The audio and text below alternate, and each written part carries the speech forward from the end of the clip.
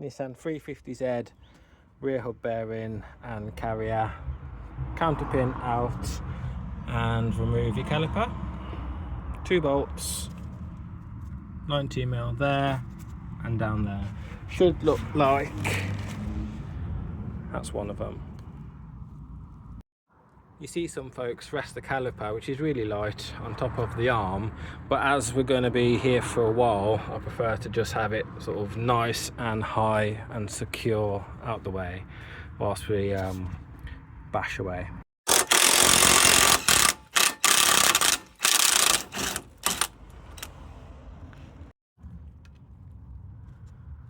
So before we start trying to get the disc off, what I want to do is slacken off the parking brake, which is just there, that wheel, and you want to flick it up to bring the shoes in, and not even any bashing needed. Ooh. This is what you'll need to get the bearing out without taking off the drive shaft. So a short 17mm, a couple of wobblies, and a lot. So you'll use a combination of these 2 short ones, this long one. Some of the arms you'll go above, some below, but I'll try and capture what I can. So you get access by pushing the drive shaft in as far as it'll go, and then that gives you the clearance to get onto the back. With these, once you've got them cracked, they'll just turn out by hand. It's my access for the bottom right. Let's see if it'll come out. Yeah, it's coming out. There's my access for the top right.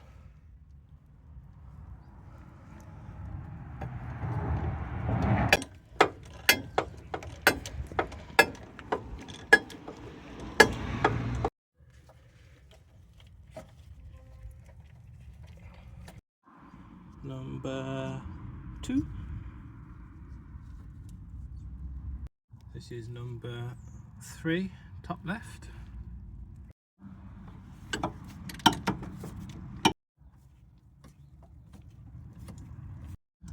Number 3.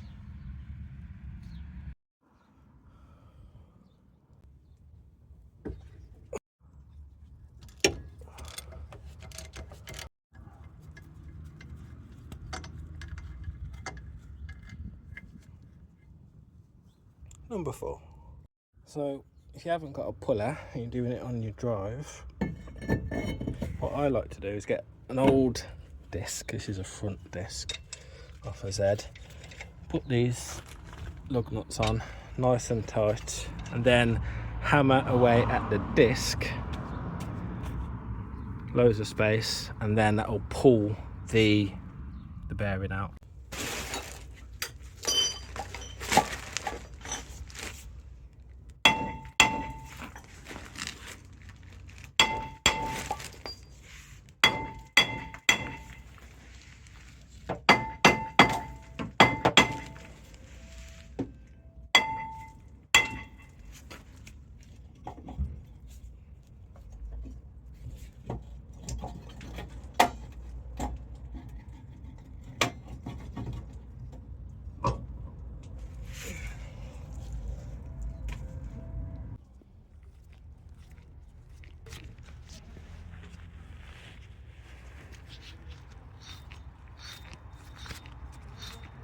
Spend the time and get all this cleaned up, and with a little bit of YouTube magic, it's all looking rather lovely. Ta-da! For reassembly, you want a combination of copper grease, anti-seize, and then a really good heavy duty grease. This is Lucas, I've had this years, it's amazing. So you want anti-seize on the mounting face, but then on the splines you want the heavy duty grease. That's going to stop your axle clicking, common with these 350Z, 370Zs. So to get these started, I found them really difficult, but just use your little 3/8 set just to get them in and going. Second one going in.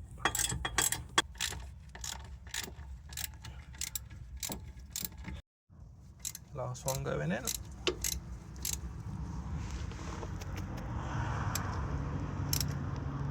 So while we're here, I like to sand the brake shoes just to take off any glazing that's going to be on there and get it a nice matte finish. Breaker bar, get it on any which way you can for the final nip up, and torque specs can be found online. Try and get it as square as you can.